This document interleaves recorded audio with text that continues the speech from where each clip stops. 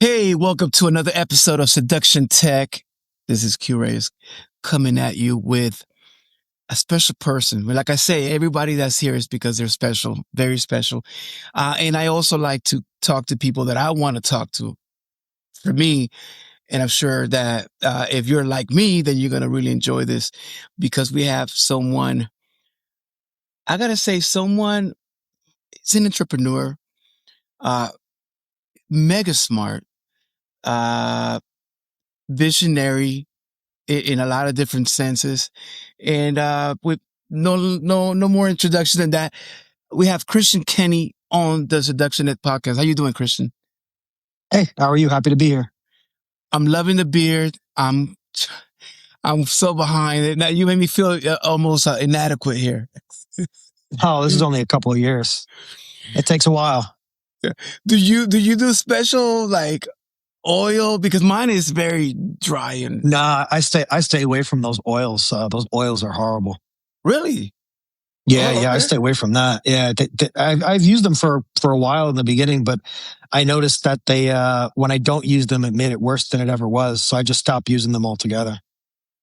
Thanks for the tip. Maybe that is the problem. Because, yeah, it kind of brittle. You know, I don't know. It doesn't feel right. Yours looks like it's very fluffy. Huh? Well, the longer it gets, it changes, you know? Like in the beginning, it's very like scrunched up and itchy and brittle. But like as it grows longer and longer, the hair changes. Okay. Interesting. Well, everyone, that's not what the podcast is about, but you're welcome, everyone. Now you know to stay away from those oils. Or maybe you need to come up with an oil yourself. Because first, I was reading through your bio and you're an entrepreneur in the all sense of the word. Like you don't just, you create some really awesome things. Like, can you tell us a little bit about you? Like who you are right now? Who's Christian this moment? Sure. Yeah. I guess entrepreneur is definitely a cool label to put on it. If I had to give myself another cool word, maybe like just like creator or architect or something, like if I'm interested in something, you know, I'll create it, and I like to create things. That's like my main goal. So like even with projects that I create, right, it's never like, you know, I'm doing this because it's going to make X amount of dollars, right? I'm creating this because I need to see it physically. I need to create this because it hasn't been done before, whatever the situation is, right? And you know, like you just said, there's not really a limit to what I do, right? So like, you know, make books, card games, tarot decks, board games, software, video games, websites.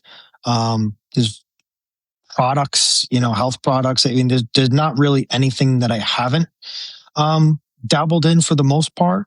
So now I'm just kind of like this publishing house that either A, we create our own stuff, or B, you know, people hit us up and they're like, hey, I have this great idea. I want to create this product. And we basically lay it out for them like, hey, this is how it's done.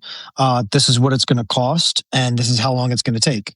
You know, we don't say yes to everybody. Like I was just telling you in the off scene here.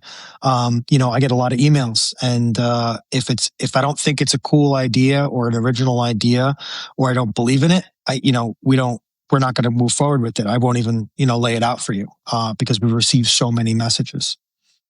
Nice. I mean, basically you work out of principle, not out of a dollar. You're like, you're not following that dollar sign. You're following that great creation.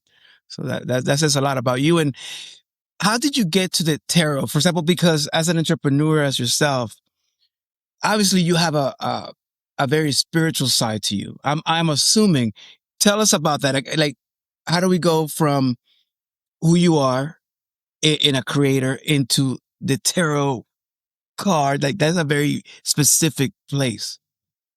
Sure. So, I guess I definitely could be considered a very spiritual person. Sure. Although it really depends on what the definition of spiritual is, because that's a very widely defined term, and it's defined differently by a lot of people. But my interest in tarot bubbles into my interest in the occult and mysticism and stuff like that. And I've been studying that since I'm like 12 years old. Just something that I was interested in. I find interest in things that are a bit odd, or are a bit of the black sheep category, or not the beaten path, right? So like most people are going to go this way. I'm going to go that way just for the heck of it, and tarot is just it's a really good tool.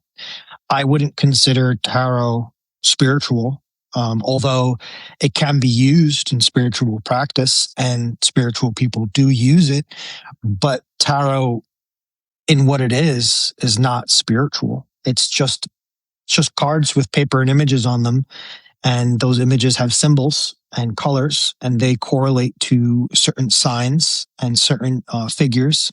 And, tarot is the same as astrology. They're exactly the same thing. Numerology, all the same thing. People think that they're separate spiritual modalities, but they're not spiritual at all. They're just tools, right? So the same thing I could tell you with astrology is the same thing I could tell you with tarot. And when I'm reading tarot, I'm reading astrology. And when I'm reading astrology, I'm reading tarot. It's all the same thing. It's just that tarot is a little bit easier to digest because we're all visual learners for the most part, and we all surf the web and social media, so we have ADD brain, right? So tarot makes it a little bit easier so that people can look at pictures, rather than when you're doing astrology, you're quite literally looking at a graph chart with numbers and squares, and you probably, if you've seen it, you'd have no idea what you're looking at. Absolutely. So, because I understand what you're saying about, and it's tarot, right? Because I always call it tarot. I don't know why. But both are correct. Everybody, I've heard every name in the book for tarot. Tarot, you know what I'm saying? It's all the same. Yeah. Well, the tarot, to me, for example, even in my own journey, where even I'm doing this, it's seduction education, but really, it's really more human dynamic. It's just something that I've always been interested in. But I think there is something spiritual even in the path that we take. My own belief that makes me feel better about my direction, because I feel like I'm a believer in destiny, and I think that you cannot be a believer in destiny and in free will at the same time. If you believe destiny is meant to happen and doesn't matter, me and you were going to have this conversation before we were born. That's destiny. To make free will part of that, then I will be able to make rain stop. It's like, well, let my free will stop the rain. There's things that are just meant to be. Do you believe that tarot has that, whereas it's meant to be? Or are there forces moving? Let's say I'm throwing cards. Are there forces moving those cards? Or that was just destiny? You're just looking at what it is, what it's meant to be. I think it's a lot more. It's much more simpler than that. First off, tarot,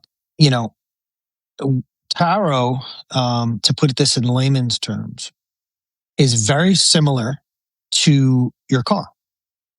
In order for your car to be used as a tool, it requires two things: you and the key. You have to turn the car on and you have to drive it.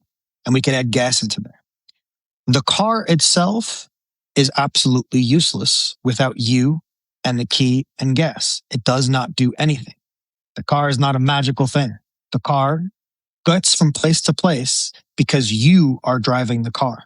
So it's the same exact situation with tarot. I see a lot of people give up their own power and give up their own energy and like to credit the tarot for being this magical thing or this universal thing, and something else is moving the cards. It's all you. You're bringing the energy. You're bringing the intention. It's all you. The cards aren't doing anything, right? So to answer that question, no, it's not some magical mystical thing that are guiding the cards and everything. It's all you. It's all coming from you. It's your intuition. It's your energy. You're pulling those cards. And if you're reading for somebody else and they're in front of you, their energy gets accounted into that too. But the cards themselves are not giving you energy. They're not predicting the future. They're not doing anything. It's just like the car metaphor. It's just a tool. Everything is already inside of you. You're just using this as a tool that over time, if you do it well and you do it for a long time, you don't need the tarot cards, period, right? Because you've developed that skill, you've developed that intuition, and you could actually do the same thing you were doing with the tarot cards with just yourself. Understood. So in seduction, if you put seduction and tarot together, like it's a weird mix. Do you think these two could go together? Could they help each other, or maybe just tarot help seduction? Well, seduction, can you give me a quick definition of Yeah. what you're defining seduction as? Seduction will be attraction. See, seduction to me is that without that, our parents would have never met. Either your dad or your mom, someone has to make a move towards getting a mate. If we want to go really basic on it, like it's just mating. Okay. You need, if human beings were not attracted to each other, we would have been dead. So I think it's a huge driving force in everything we do. Guys they buy cars, they work hard so they can get money, so they can attract a mate. Or we wear clothes so we can, everything we do, our identity, a lot of it is shaped, not all of it, but a lot of it is shaped by us wanting to be attracted to the people that we want to be attracted to so we can get a mate, blah, blah, blah. In a very basic, sense. So in order to do that better, will tarot be something that could be used to, I don't know, help guide you? Is this the right person for you? All the way to what can you do to become a better, more attractive person? Sure. Yeah, absolutely. Because, the first question you asked, like, the differences between the two, the similarities between the two. Well, they're both built around understanding human desire, right? What people want, what they fear, what they hide, what we project onto other people. And tarot can illuminate all of those things, right? But the real question really is, in what way, right? So are we saying we're going to pull cards and say, like, oh, how do I seduce this person? And this, that, and the third one. And that might not be the best question. You'll get an answer, sure. But the real thing you should be asking is, like, what do I need to do to improve myself and be my best self? And if you don't want to ask that question, instead of asking, does this person, because I get, like, does this person like me? Or how do I seduce this person? Or yada, yada, yada. But what you should be asking is this healthy for me? Is this a good direction to go down? Is this a good path? Is this a good partner? Right? We get kind of caught up on, like, what we want, and we forget about what we actually need. So yes, it can be used, although I do see a lot of people misusing it for that exact thing. And what if I don't listen to it, right? What if something comes up where it says, hey, this path you're going, or this person is probably not beneficial for whatever. And I'm like, I don't care. I'm still going to pursue this. Obviously it's telling you it's not good. Do you recommend that? Or like, I think we get obsessed with what we think. So when we just want the tarot to tell us that we're right. I'm asking, but really I want it to tell me that I'm right, that I should pursue this path or this person. And when it tells me no, now I have to make a choice. Do I listen or do I go forward? What do you recommend? What happens if I go forward? How? I can't necessarily recommend anything. That has to do with you. You know what I'm saying? I think if you're asking me what would I do, Yeah. right? I would listen to what the cards are trying to tell me, right? I would listen to what my intuition is telling me about the cards. That's what I would listen to, right? Because I've been down that path of, yeah, I'll just do what I want. And you can only do that so many times before you end up in the same place again and again and again, until you say, like, oh, you know what? Let me try something different. Let me actually listen to the advice, listen to the intuition, and see where that goes. Failed 10 times before. Let's try something different. Okay. So do you believe seduction, and when like we talked about the definition, just and from a man perspective too, like if do you believe it is intuition or is it strategy? Do you learn to be seductive? Do you learn how to speak to women? Do you learn how to attract a mate, or do you just have it in you, or you don't? Well, both, because seduction in its purest form happens naturally. But you can perform seduction in a strategic way. And yeah, you could probably get what you want. It may not be what you need, and it may not last, and you may not like it after you have it because it wasn't meant for you. And I would call that manipulation, right? And a lot of what seduction is when it's not natural is manipulation, right? And I see a lot of people who do that. Yes. And it does work. And it does work.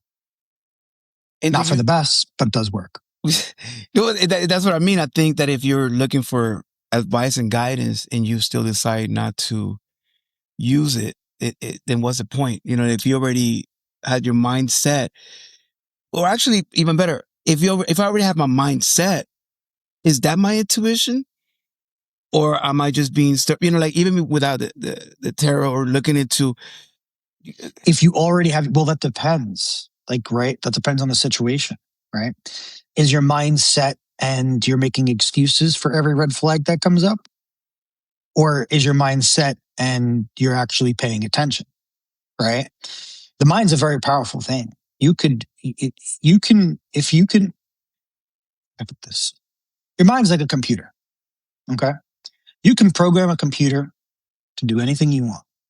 Your mind is the same exact way.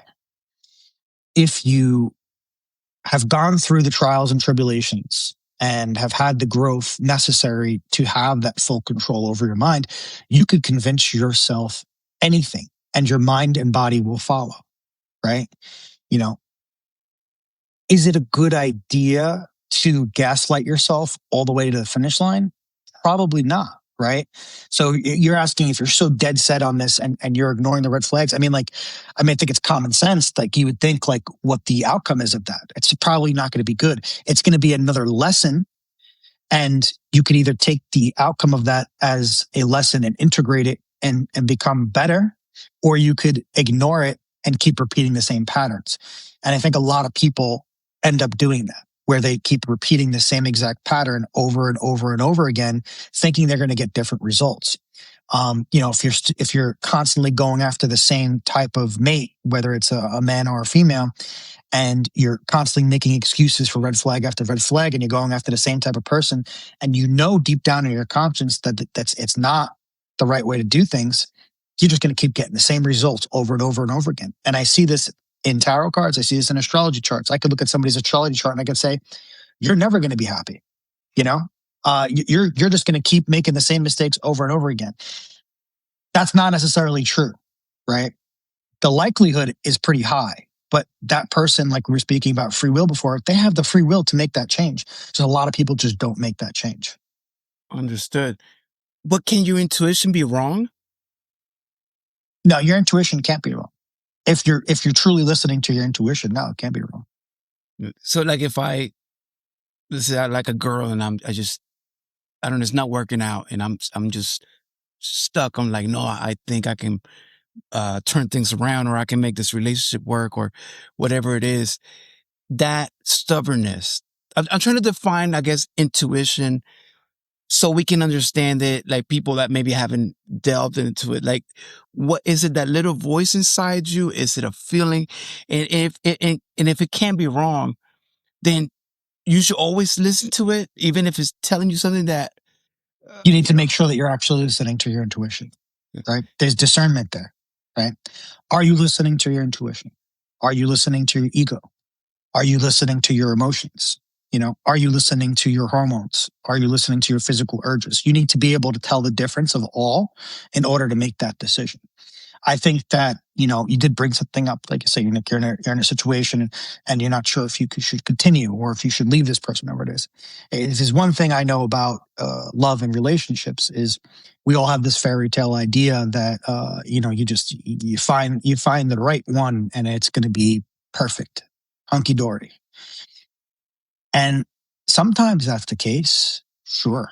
But real love and real relationships is all about growth. And there needs to be ups and downs. Imagine going on a roller coaster for 10 years straight.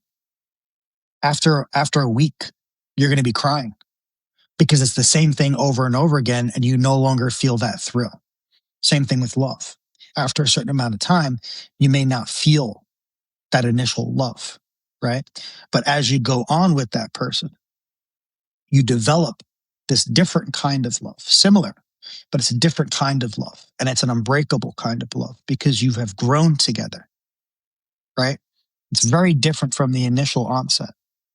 And with a lot of relationships, I get questions and I hear a lot of people like, oh, I don't think my intuition is telling me this is not the one, this is the third. I said, well, I can't really tell. I can't give you an answer for that, right? We could pull some cards and see what the situation is and what the capabilities are, sure. But if you're looking for love, you got to build that. You got to grow that. That's not something you just find. It's got to be built. Do you think love is also is love real?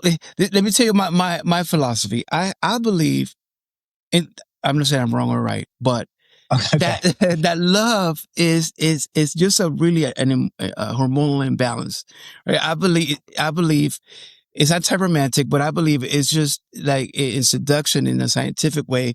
You have oxytocin, you have dopamine, serotonin, all these hormones that when you meet this person, you think they're the one, or you click or whatever it is, that all these hormones kind of spike up and you feel love and you feel they can't do no wrong and everything's pink.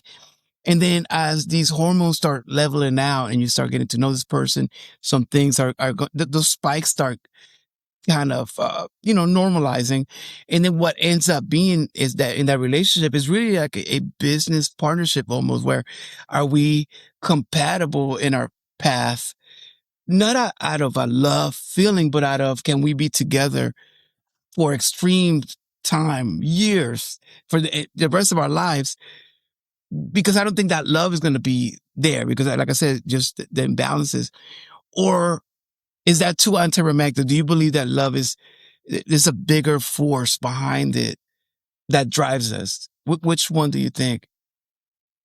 I think you're making it a little bit more complicated than it needs to be. I think it's pretty simple, like I was saying before, it's something you build. It's something you grow.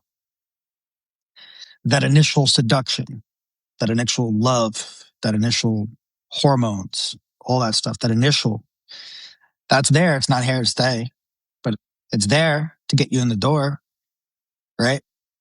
But there's work to be done, right? And I wouldn't call it a business relationship. I would call it maybe a working relationship, right? Because you're working on you, she's working on her, and you guys are working on each other together, right? You're making her better, she's making you better, and together you're making yourselves better, right? Okay, that makes sense. So can you choose that? Can I choose, I'm going to love her? Or like what is that? And I know I don't want to use magic, right? But what is that thing that goes from you not knowing someone to you just wanting to be around this person, thinking about this person, and feeling great around this person? Like, what is it? Can you choose? Yes. What is that thing? Is based off of a lot of patterns in your life, right? What makes you attracted to somebody is pattern recognition, right? So how the human brain works is, as a baby, you see a bottle and we say bottle. The brain recognizes this image as bottle, bottle, bottle, bottle, bottle, right? That's how the brain works. right? So as you go about life, everything that your brain absorbs is the same. It's pattern recognition. So there's certain things that happen in your life that attribute to what attracts you and what you're attracted to, right? So yes, you can choose, but most people don't choose, right? If you had full control over your brain, you can convince yourself to be attracted to anything and anybody, right? You could convince yourself to be attracted to the other sex if you wanted to, right? Because your brain is that powerful. But most people don't do that, right? Most people aren't at that degree, and I wouldn't recommend anybody to want to be at that degree, because that comes with serious consequence, and it's not a happy time, right? That's serious responsibility. But when you're attracted to somebody, when you fall in love with somebody, it's based off of things in your life that can be attributed to pattern recognition. There's also instinct, right? Depending on, your genetics and your bloodline, there are signals that can gear you towards a certain person and make you attracted towards a certain person, right? Maybe in your family, fertility is a problem, and a lot of the women in your family have lost children. So you're predisposed to look for women who have larger hips, because larger hips means larger space for the babies to grow, which means a higher chance of the baby surviving, right? That could be a genetic reason, right? And then again, if you're talking about the facial feature, that there's so many different things. So yes, you can choose, although most people do not. Understood. And what about choosing to stop love? Is that possible? People choose that every day. That's a battle. Could be done for sure. It's not an easy battle, right? Depending on the situation, there's degrees to that. Because there's a 1 alarm fire, there's a 5 alarm fire. You know what I'm saying? It depends how deep you're in. You understand? Can tarot help you in that path? Absolutely. Because what tarot essentially does is it reveals yourself to yourself, and you just have to be open enough to accept that, right?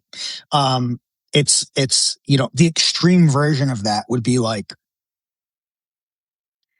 eating 5 grams of mushrooms. And when you take 5 grams of mushrooms, for example, you are effectively breaking down all of the walls and all of the acting and masks and shows and stuff that you've been putting on and the people around you have been putting on falls down, and you see everything for what it is. And when that happens, it exposes yourself to yourself, and you might not like what you see, right?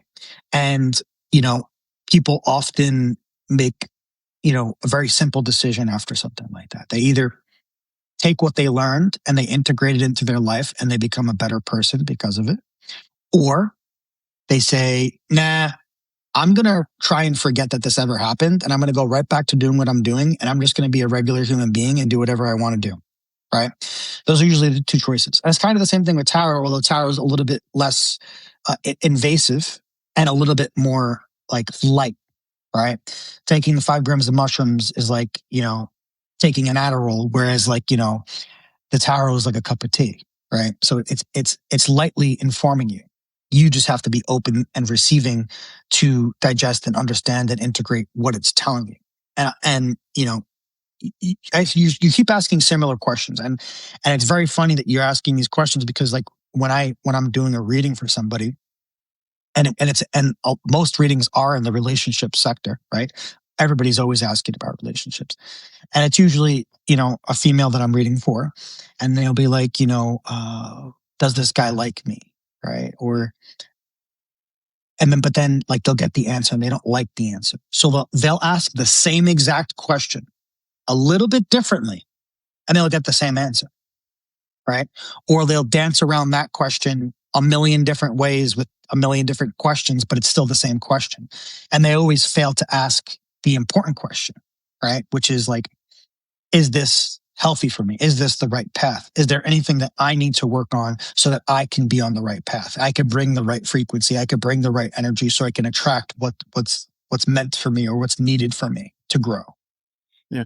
Well, you think that is because we, as human beings, we're looking for external answers to internal issues. So, for example, if I want to know something about my life and I go to you, there's a little nature that goes, I want to know about them, about, is that the job? Is that all the external things? Is that the person?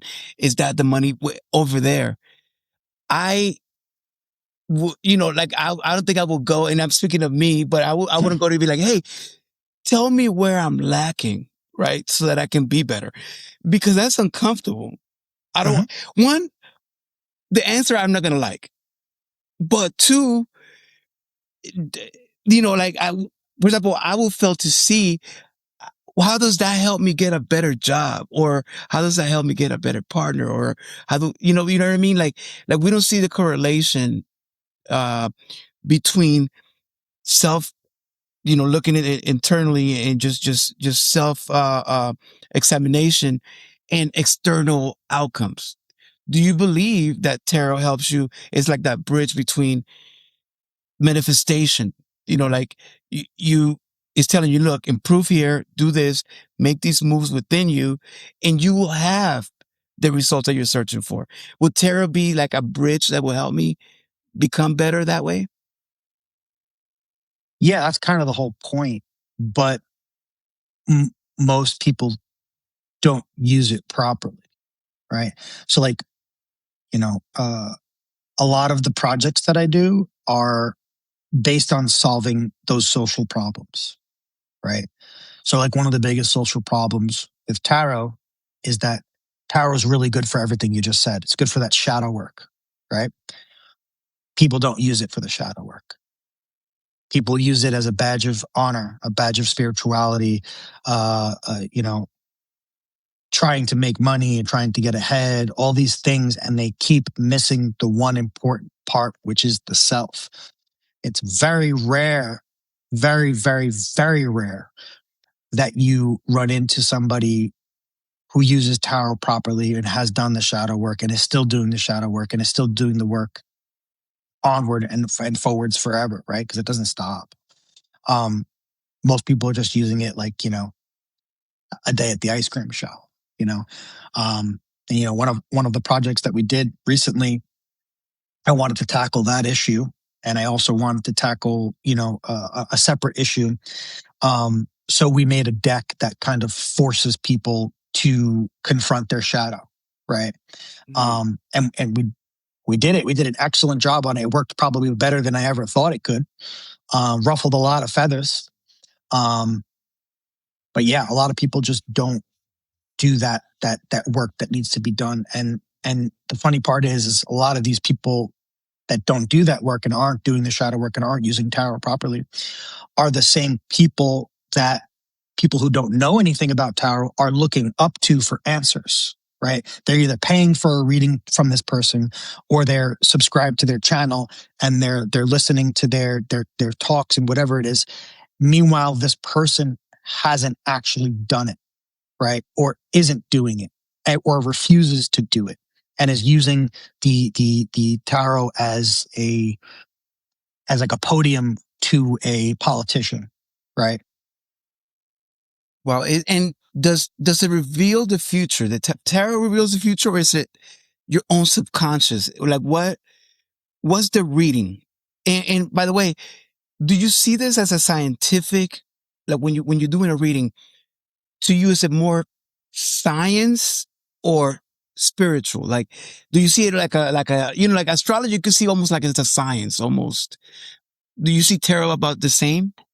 You hit me with way too many questions. Science and spirituality are kind of the same thing. But what was the question before that? Well, the question before that is it revealing your subconscious when you the tarot, or is it the future, or is it psychology? What is it revealing? Yeah. Is it from within you? Tarot does not predict the future. Tarot does not predict the future.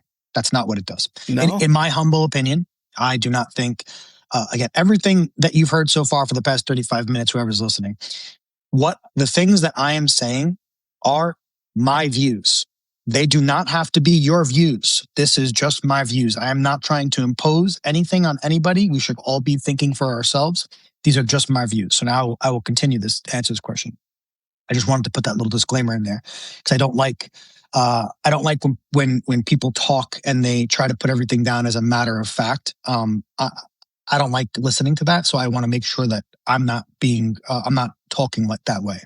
But in my humble opinion, I do not think that tarot predicts the future.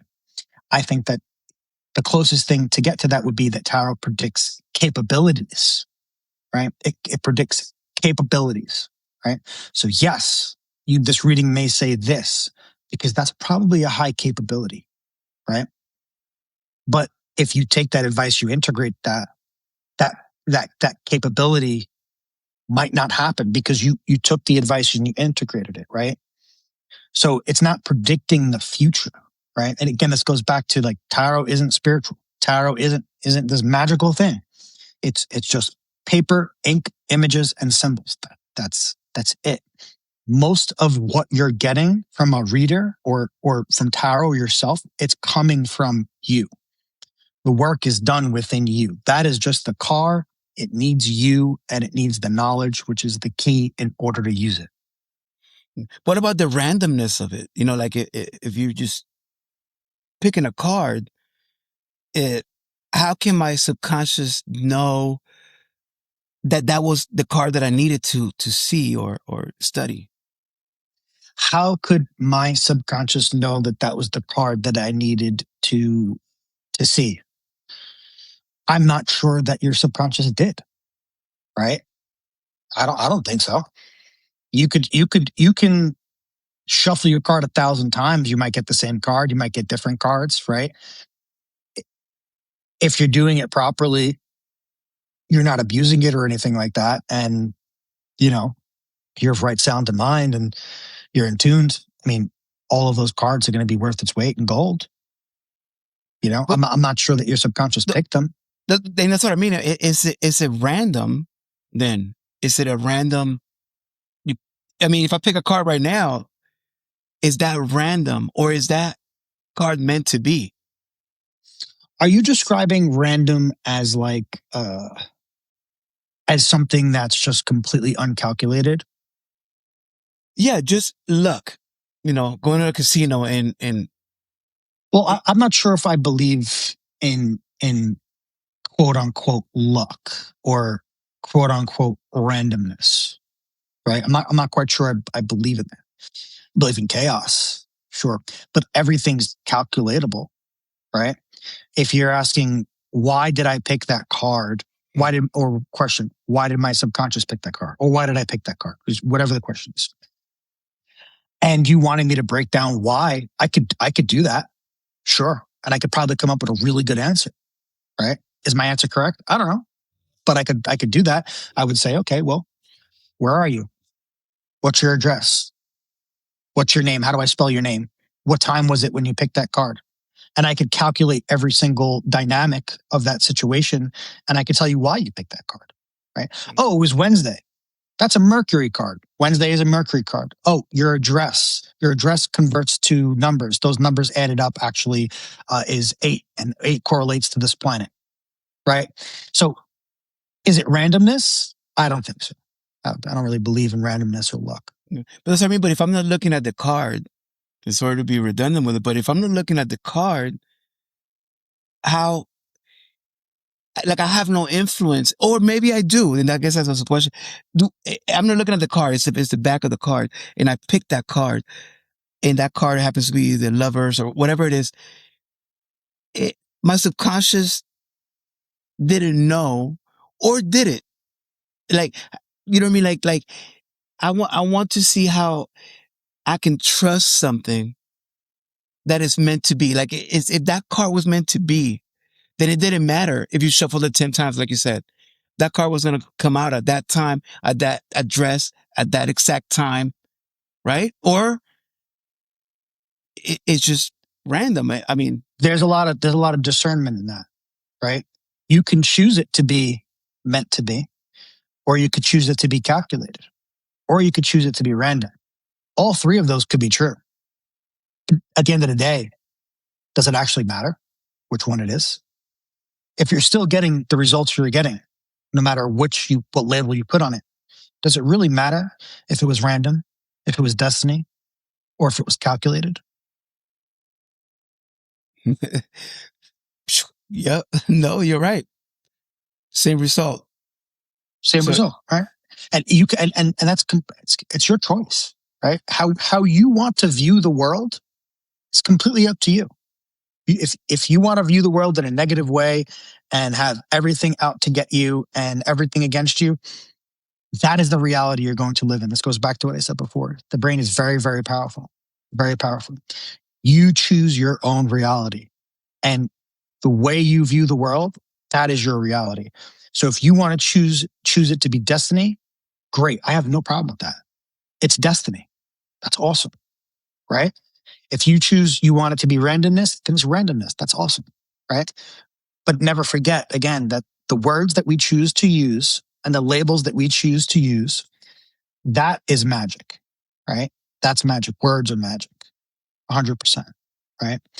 Every letter in the alphabet is a symbol, right? Symbols, as described in the Latin dictionary, is basically magic, right?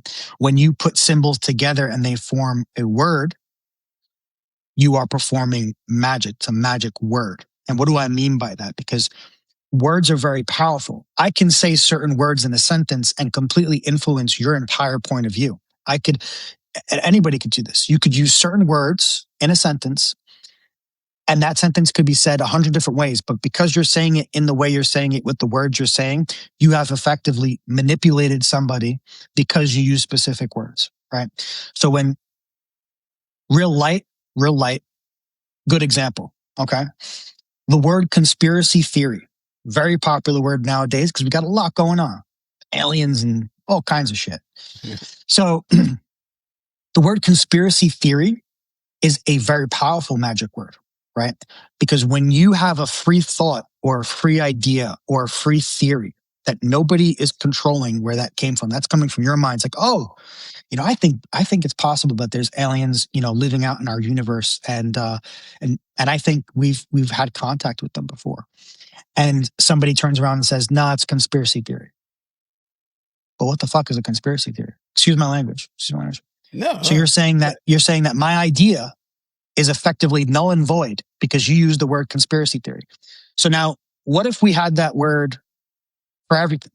When Einstein came up with his theory of relativity, and somebody said, "Oh, it's conspiracy theory," would we have that theory today? Probably not, because you'd have 100,000 people on the internet saying that Einstein's theory of relativity is conspiracy theory, right? It's a word that shuts down the free thinking. So if you're in a room full of people and you're giving your idea and somebody says, "Oh, that's conspiracy theory," you probably shut down 99 of those people from ever even giving your theory a second thought because you use that word, right? Words are very, very, very powerful, and they're magic, and they can be used to program your brain and program the people around you and change your reality. And these words and symbols, that we know, like letters are like you were saying, that they're symbols. Do they need a recipient, or are you able to manipulate and influence energy around you without a recipient? Meaning, do you need someone to listen to these words, or are there other ways to influence without a recipient? Yeah, both, right? You could point a gun at somebody and you could also point a gun at yourself. So like if I look in the mirror and I tell me words, I can influence me. Sure, absolutely. Yeah. But also, like what I was trying to say before is, like, if you want to say randomness, if you want to say destiny, if you want to say anything, you don't even need to say it out loud, right? Because you're thinking it, right? And you're changing the conceptual view and the constructed reality around you by using and subscribing to one of those words. If you're subscribing to randomness, that's a different reality. If you're subscribing to destiny, that's a different reality, right? So you're changing your reality from word to word. You're just making a decision, right? You asked, like, "Oh, is it this, is it that?" It's completely up to you because they're all leading the same way, right?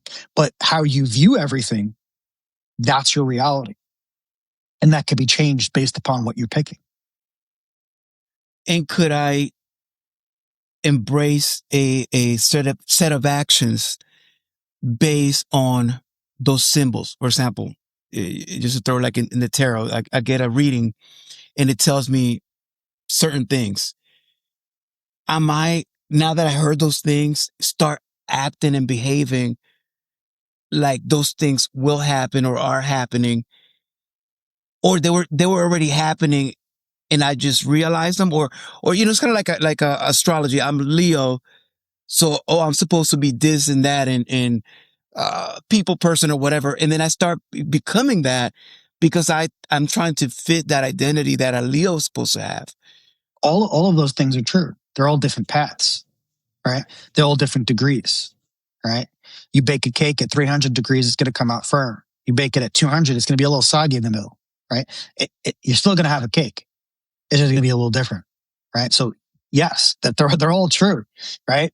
And you could go down each one of those paths. It's your choice. So if you get a reading and you decide to take the advice and you grow from it, that's a path. If you take a reading and you are so convinced that that is the reality and you can't change it, that's what your reality is. That's what's going to happen, right?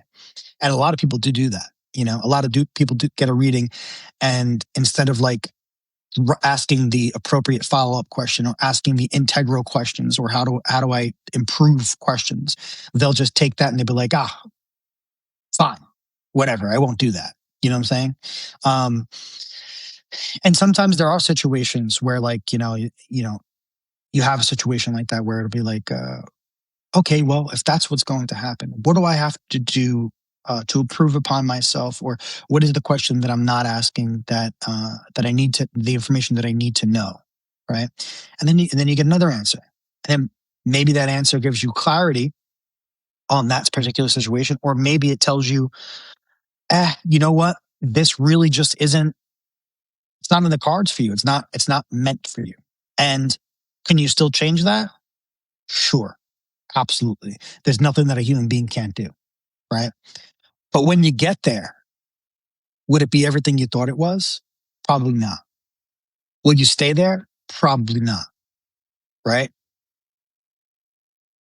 Can the tarot be wrong? Can the tarot be wrong? Well, I don't see the tarot as something that's right or wrong, right? Let's say in a courtroom, right? We're not on trial, right? And it's not giving answers in the sense of answers. It's giving capability, right? It's telling you capability, right? With one of our other projects, we designed a software, right? It's called Aurora. This software studied over 1,600 data sets for murderers across the country, right? And we found certain signals in an astrology chart that can give a percentage of capability of somebody's being able to commit murder, right? Mm-hmm. Everybody has a certain percentage based upon their astrology chart. Wow.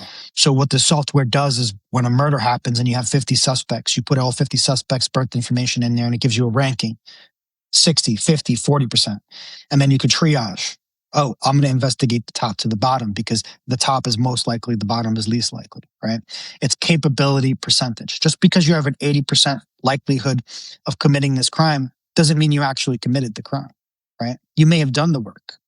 You may have strayed from the path that you could have gone down, right? Whereas somebody else might not have, right? You could share the exact same zodiac chart as Ted Bundy. It doesn't mean you're going to chop up your lovers and keep them in your house, right? You might have done the internal work, the shadow work to overcome that obsession with love, because that's part of that whole situation, right? You may have done that work, right? It just because you have those stars and you have those charts and you have those numbers and those degrees, and doesn't mean that you're actually going to do that or be that or this, that, and the third, right? It's all capability, right? So it's not necessarily a right or a wrong, right?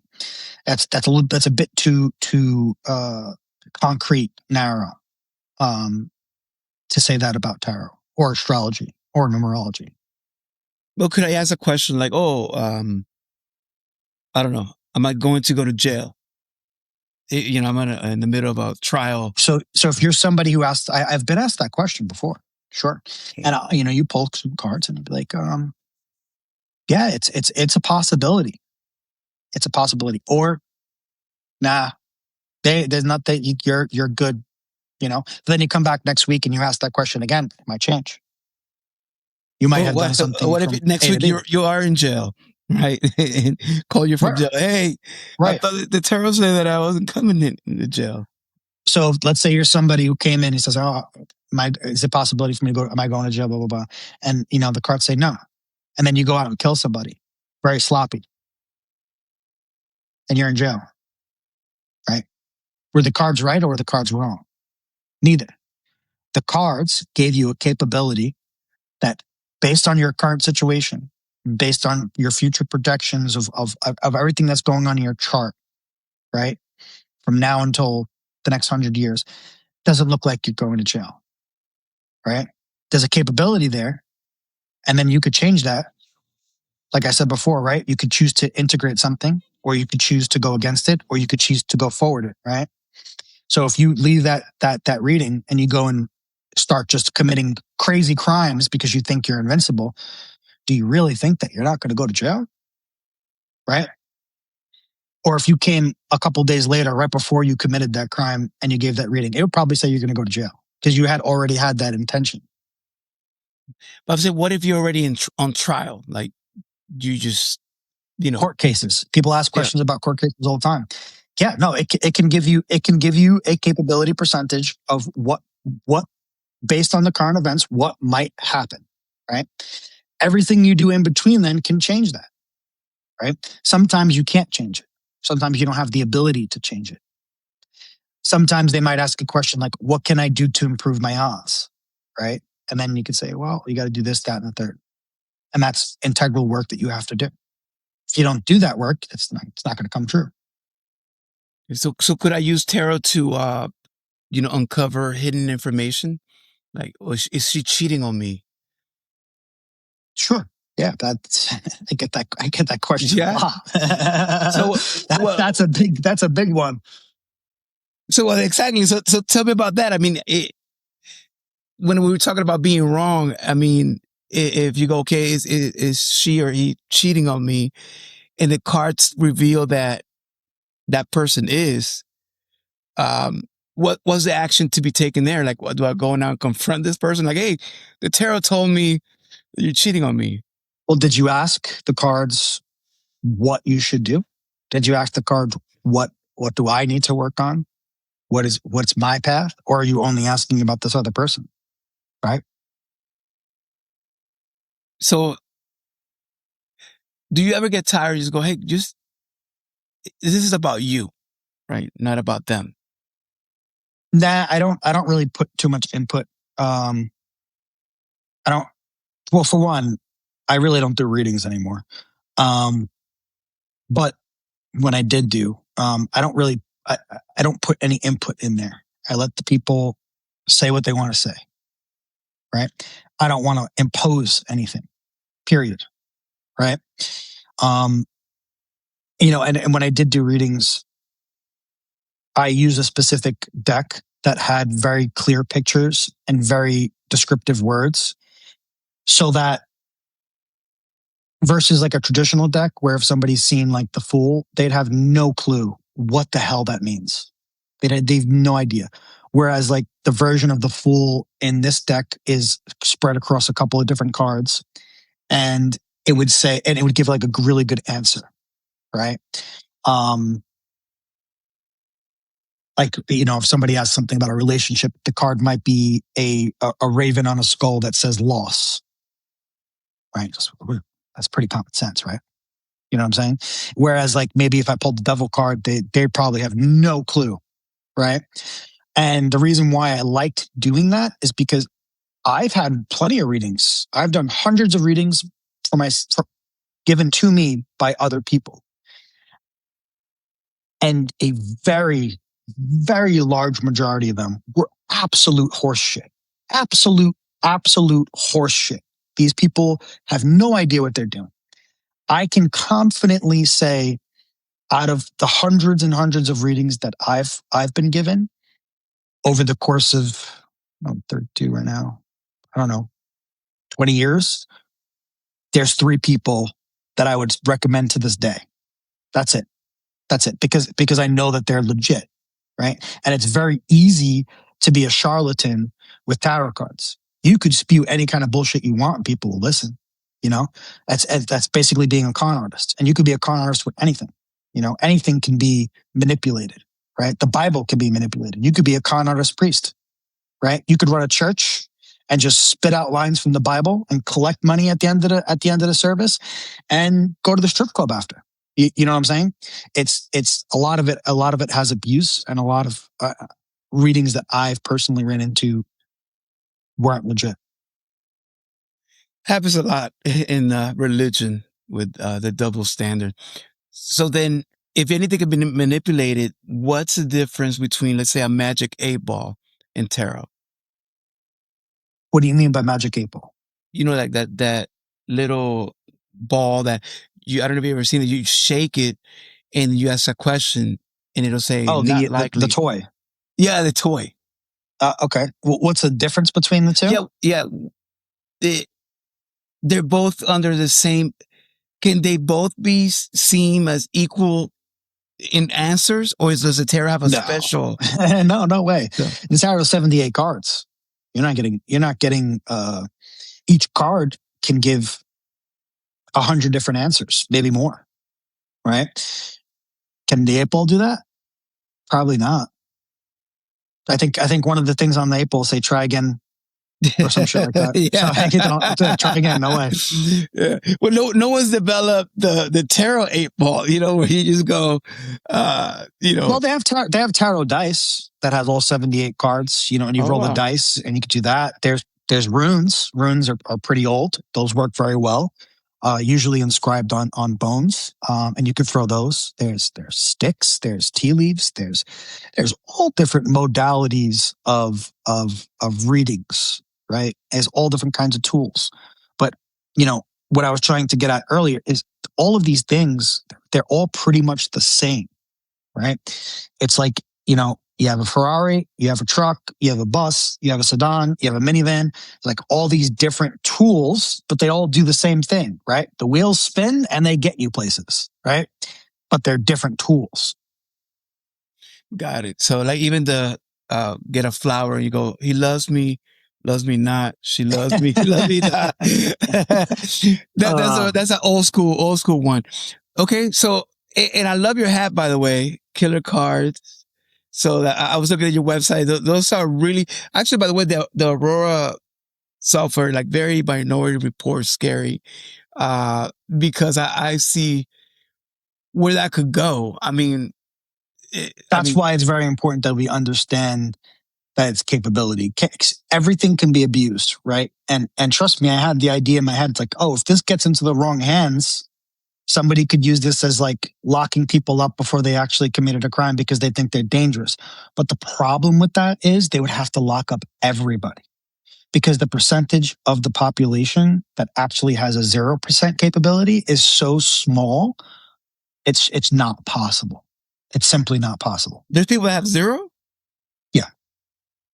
There's archetypes, there's people who, if their life depended on it, they would not be able to kill another person. Period. The end. If they had the means, the strength, the energy, everything available in front of them, they would not be able to do it. Period. Wow. What about protecting their kids or something like that? No. There's also people that are just like what I just said, but if it was a loved one, they would. So they wouldn't do it to save their own life, but they would do it to save a loved one's life. Wow. I didn't know. Well, those people won't go to jail. But yeah, like I wouldn't want the government implementing your Aurora. Not yet, at least. I think there's some, because also proof, right? The tarot is telling you this, but the proof comes after, in my opinion, where, like I said, is it cheating on me? Yes, no. That's not proof yet. It's sort of like a guidance system. Would you agree? And with the killer cards, like, tell me a little bit about that. Like, where did that come about, and where do you see that going? So, I spoke a little bit about it before. So, one of the the social problems I wanted to tackle, right, and put my input into was that people interested in tarot who use tarot aren't doing the shadow work. Okay, that was one. The second was true crime and serial killers is so popular and such an insane part of our culture that the number one podcast, the number one TV show, the number one movies are all true crime serial killer themed, right? So a large portion of people are ingesting this material. Me personally, never been interested. Still not really interested. But people are. And the problem that I've seen is that people were glorifying these serial killers for these crimes that they have done. And you see this everywhere. I mean, you look at, Ted Bundy documentary, I think they use Zac Efron. Why are you using a teenage, a teenage female's like number one googly-eyed celebrity? Yeah. Like it's wrong. I understand the business aspect. You wanted to make money. You wanted to sell those tickets. So yeah, you're going to cast that guy, right? But it's all geared towards pretty much glorification, right? Also, what about the victims? What about the people and the families that have suffered from these things? So I wanted to kind of tackle all of those problems in one stone. Basically, I wanted to kill three birds with one stone. And with killer cards, that's exactly what we did. Because when you take serial killers and when you take anybody, it doesn't matter who you are, and you calculate their tarot cards, because everybody has a set of birth cards, everybody has a set of soul cards, right? Those cards are your cards. You can't pick them. They are what they are. So when we calculated the serial killers, it gives you their card, and their card is directly correlated to the life that they live and what we know about them. They're the shadow side of that card. They're what happens when that card goes wrong. When the lovers goes wrong, when the devils goes wrong, when the tower goes wrong. They are the living or deceased or jailed examples of that shadow side, right? So it takes that glorification aspect and it completely disassembles it, right? So now you have these people who are interested in true crime that are being forced to actually learn the who, what, where, and why, and how these archetypes and these things that are inside this person are also inside you, but you have chosen a different path, right? So you may get the lovers and the devils, your birth card. Jeffrey Dahmer may have the lovers and devils birth card, but you chose differently. You did differently. You integrated differently, right? So it's forcing you to do that shadow work. So whether you're interested in tarot or you're interested in true crime and you bought that deck, you're now effectively doing two things. You're doing the shadow work that you probably never wanted to do, and you're not even realizing that you're doing the shadow work. And three, you're actually learning something of what you should learn about these crimes and these situations. And then four, every single deck, a portion of it gets donated to charity. We've donated to date probably over $3,000 so far across the country. So that was kind of like what I wanted to do with that project. And that's the social issues that I was trying to tackle and improve the world with. Wow, that's very deep. And can I get those cards at your website? Is it Killer Cards? How do I get there? Yeah, so killercardstarot.com. You can pre-order a second edition deck right now because we are completely sold out. We sold out. I didn't expect to. I thought we were going to have at least a year before we sold out. We sold out in like 3 months. Wow. People are already selling this deck on eBay for like $1,000. It's ridiculous. So you can pre-order a second edition. However, I believe right now, today is Wednesday, July 29th at 7:45 p.m. I believe there's 40 first edition decks still available on TikTok Shop. And don't quote me on that because probably by the time this comes out, those will be gone, right? But there are about 40 left on TikTok Shop. But as far as our website goes, we're completely sold out. We have nothing left. If you order, it's going to be a second edition deck, which is a little bit more improved, and it's a little bit of nicer quality. But that won't ship to you until September. Got it. And what about that other one that you mentioned about the shadow work? That's the Killer Cards. Oh, okay. So okay. Yeah. Got it. We have another deck coming out in September as well that also tackles a different set of social issues. Give you a little bit of information on that without giving away too many of the secrets, because it's the reason why I'm able to tell you so much about the Killer Cards now is because we're already sold out. The effect is already there. People are realizing now that like what we did, like we effectively forced people into doing shadow work. We forced people into doing the hard work when it comes to true crime instead of just shock value and entertainment and glorification. So with this new deck that's coming out called Circuits of Consciousness, with this deck, one of the issues that I wanted to tackle is the whole AI craze. There's like people are torn between AI is good, AI is bad. People are absolutely losing their minds on the internet and on social media whether something is AI or not, right? I see a lot of good artists and good musicians who will post an amazing piece of work, and you'll have 10 idiots in his comment section saying this is AI slop, this is AI, don't buy this song, blah blah blah blah blah blah blah, and it's not AI, right? So it's AI has created such a psychosis with people that they're not able to tell whether something is AI or not, right? So when we did this deck, and I'm only telling you a portion of the things that we've done, there's another really big part about this deck that is like a little bit of a secret right now.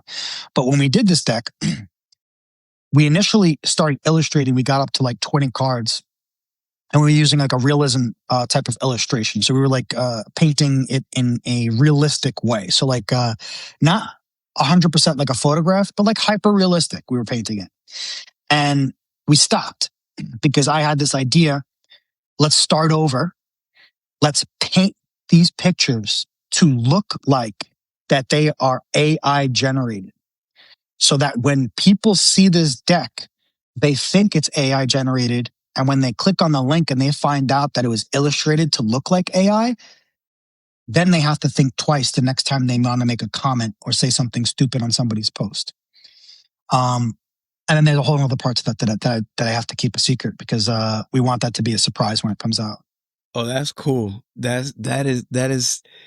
I can see that. It's like, yeah, and you're right. Like that psychosis, people are losing their minds, and it's creating even more doubt, right? Because if you have a doubt, and then someone else points out another doubt, and now we don't believe anything. But in a way, we're believing what we shouldn't believe, right? Because the government is, for example, a lot of government stuff, we don't question if it's AI, right? We're like, no, how could they, right? Like we believe what we want. The easiest man to control is a man who believes in nothing. Absolutely. So if you believe in nothing and you have doubt everywhere and you have no idea what's real, you are an absolute puppet. You are an absolute puppet. And that is of great use to governments, right? Because you'll just trot along to anything that's said. Or maybe you won't. Maybe you have no idea. Maybe you think nothing's real and nothing's true. And you're just very easily controlled that way. Absolutely. No, and this has been great. So here, I'm going to give you a list of concepts, right? And you tell me if they're real to you or not, right? And there's no right or wrong, obviously. This is just your opinion. So soulmates. You're asking me if they're real? Are they real? Do they exist? Do we have a soulmate? Sure. Depends on the definition, but yes. Yeah. So me that there's that one person that is just for you. That's just meant to be. Sure. Yeah. Manifestation, real or not? Yeah. It's action. Yes. Astrology. It's patterns. It's real. Synchronicity. Synchronicity is meaning. Yes. Free will. Absolutely. It's limited, but sure. Karma? It's just consequences. Yeah. Love at first sight? Usually projection. Twin flames? It depends on the definition, but yes, Ghost? probably. Destiny? And let me tell you a little something about Destiny is destiny. basically, okay, I was going to say it's basically direction. Well, I was going to say, because we talked about it in the beginning, I believe that if you believe destiny's real, it's a contradiction to think that you control anything, right? Because destiny is just meant. Not necessarily. It's direction, right? Remember how we were talking about the different paths, the different words? So no, it can be both real and not real. It's your decision. But at the end of the day, if you choose for it not to be destiny, it's still direction, right? You're still going to be going somewhere, right? It just happens to be, it's your preference, right? So yeah, destiny's real, right? But it's direction. Direction would just be another word for it. But if I don't want to get old, for example, like, okay, my destiny is to get old. Maybe. Old how? Old how? Just age and physically, mentally. In all ways, if decay, where you not walking. You could be old in the body and young in the mind. You could be old in the mind and young in the body. Well, do you believe there's a destiny that we're all going to die? A destiny that we're all going to die? Well, I think there's a direction that we're all heading, and eventually we quote unquote die, depending on your definition. Right? That's a direction. We're all heading towards this direction of this quote unquote death, right? Because we don't, apparently, our physical bodies here don't last forever, right? So can apparently, I move it? That's what we do. Can I move that outcome? The outcome of you dying? Mm-hmm. Sure, absolutely, you can. But that's going to be direction, and that's going to be your view and your reality, right? Because I know that I'm not dying, right? I'm just moving on to the next, right? I don't die. My physical body, that might die. But like me, like I'm not dying, right? So in effectiveness, I don't die, right? But if your view of death is this physical appearance, the ego, and so on and so forth, yeah, you're going to die. It's all view. It's all your view, your reality, and your direction. The thing about, we have never had proof. I believe the same thing, but we never had any proof that we continue on, right? Like I mean, there's definitely a lot of things that would point we to can the believe direction it. that it's certainly a possibility. I've seen plenty of stuff that would point the scientific mind to, or the combative mind to argue that it's possible. Sure. Absolutely. Why are there some cases where there's young children who remembered that they were murdered in a past life, and then they solved the crime based on what the children said? Why are there young children that remember entire past lives? Why do we have, ancient and mythological structures and manuscripts and scripts and Bibles and texts that describe this kind of thing? Right? So am I meeting, if I meet a woman, to take it back to seduction, this is someone that I could have interacted with in past lives? That's absolutely possible. 100%. Maybe it was your sister. Maybe it was your mother. Maybe it was your brother. Maybe it was your dog. Who knows? I don't know. It's entirely possible. Yeah, hopefully not my dog or my sister. But you've been great. But speaking of old, can you leave us with a little bit? Once you leave this plane, whether it's to your next life or whatever it is, what do you hope you have accomplished What's your legacy that you intend to leave humanity with all the work that you're doing? I would just hope that I did the best that I could do and to my maximum capability. That I gave it my all and all my effort, and that I made some people feel good, and I helped some people, and I gave people some good memories. I think that's pretty simple. Do you believe you're accomplishing that right in this moment? Definitely. I'm 32 years old. I lived a long life. I had a lot of good friends. I'm sure that I hold a lot of great spaces and a lot of memories. That's a great way to look at it, where you just want to leave great memories. And if we all lived that way, I think there will be less serial killers and so on. Or do you Maybe it might be a utopia. Who knows? yeah. Do you believe in a utopia? No, utopia It can is never not happen. possible. No, there's no such thing. Okay, so Not here. no, There might be a different reality, different dimension. I have no idea, but certainly not here. No, certainly not here. You can turn here into your utopia by changing your reality and creating your utopia vision and your utopia reality based upon how you think and the words you use and the things you do. but I have a problem with that. I'm taking your advice right now. That's why I'm answering, because what you just said resonated. But my problem is that I feel like whenever I create a utopia or I go in that path, I am actually ignoring or distracting myself from the real reality. Like, yeah, I'm living in this world that's great for me, but I'm really just blind to the struggle outside of me. There's a difference between pretending and doing, right? There's a difference between wearing a mask and not wearing a mask. So if you're out there doing that and you're pretending, how do you expect it to be anything but pretend? Right?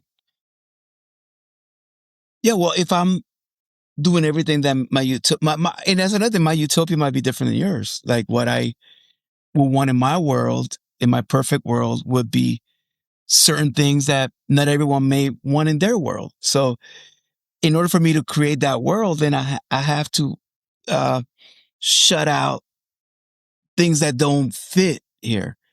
Like for example, there's no homeless people in my world. So in order Okay, for me to you're talking very externally, right? When I said you create your utopia, your reality, right? That's within you, right? That's not erasing homelessness off the face of the earth. That's not what that is, right? You could tackle that within your utopia. Perhaps make an extra lunch tomorrow and give it to the first homeless person you see. Sure. But I'm talking about within yourself. You create your utopia, your reality, right? That's not going to change the fact that there's a homeless guy on the street, right? You could change your view about the homeless guy on the street, right? You can make up a whole storyline based upon the people who are homeless living on the street. That you could do. But changing it to where like there is no homeless people on the street, you're talking about Mickey Mouse. You know what I'm saying? That's not yeah, or delusional, because sometimes we can't ignore, maybe that's a huge problem, but we can ignore problems within our own selves that we know are an issue we need to solve, and we just kind of put it away or ignore it. Or I don't know, maybe you have a friendship that's broken that you feel like it shouldn't be, and instead of you reaching out or talking to that person, you choose to I'm just in my happy world, like I don't need to tackle that problem. That's something completely different. That's doing the opposite of what shadow work is supposed to be, right? So shadow work would tell you to rectify that. The opposite of that would be to bury it down, right? And that could cause a lot of problems. That could cause problems mentally just as well as physically, right? Maybe you start binge eating. Maybe you hold that ball in so long that you develop a cancer, right? That can manifest in a million different ways. But that's definitely not what we're trying to say here, right? Because that's the opposite of shadow work. Burying it down, that's the complete opposite. That's great. So how do people contact you if they wanted to, or I mean, you don't do readings anymore. Is there a reason you don't, or or if I just someone got offers really, you that, what if somebody I got comes really and offers tired you of it. a lot of money? Yeah, Like, look, I got thousands of dollars. Give me a reading. No, I'll do it. not for money, but I just got tired of doing it realistically. But I do still do them occasionally, like, hanging out with friends and stuff, and somebody asks, and I'm up for it, sure. Not if somebody comes, knocks on my door and says, hey, here's $10,000, I need you to do a reading. Like, I'm gonna say no, because it's not about the money, really. But other than that, if people want to contact me, you go to my website, courageovercomfortco.com. You could also catch us on TikTok, courageovercomfort444, or on Instagram, courageovercomfort. Yeah, I mean, I'm not doing readings, but if you want to buy a deck or buy a book or something like that, or you just want to see what we're up to, drop us an email, follow us on social media. In the future, would you consider doing maybe workshops to show people tarot? Since it seems like you outgrown it, if from my perspective. To teach it? Yeah, I think that you've outgrown the individual readings, and I think that you would you consider teaching as a next step? Yeah, so we have a teaching product coming out. We do have a class coming out too. So we have like a whole educational course that's coming out probably next year, where we basically break down everything of tarot, everything of astrology, everything of numerology, psychology, science, everything. We break down everything. And it's a very long course. It'll be on YouTube. It's free. We're not charging for it. Literally, it's going to be completely free. There's not going to be no paywall.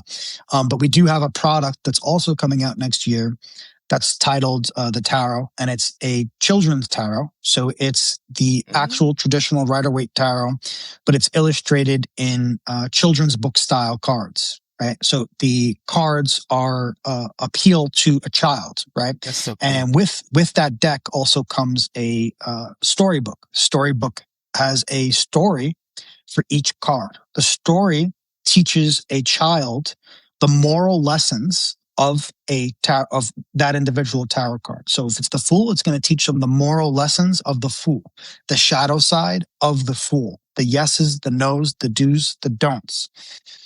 So it's teaching children important moral lessons in life without having to go through spirituality or religion, because those can be very convoluted.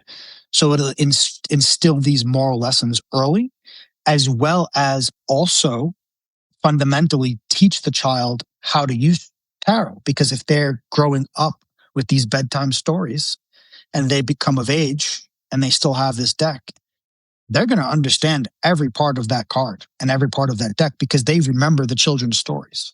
They remember the lessons, the story of the Fool almost jumping off the cliff, right? They're going to remember these things. That is so cool. Children's tarot, even though I think it might have some parents. It's a well, to me, tarot is very powerful. I think, should it be in the hands of children? What do you think? Sure, children are the most innocent people, and they're the most innocent, untainted. Yeah. But what about the power? It's power if you don't really fully understand it. There's no power in tarot. The power comes from you. Wow. Great. That's a great response. Thank you so much, Christian. Really, really appreciate you being here and helping us. I'm sure we're all enlightened. And actually, I'm probably got like 10,000 new questions that I need to shadow work myself through because you made so much sense.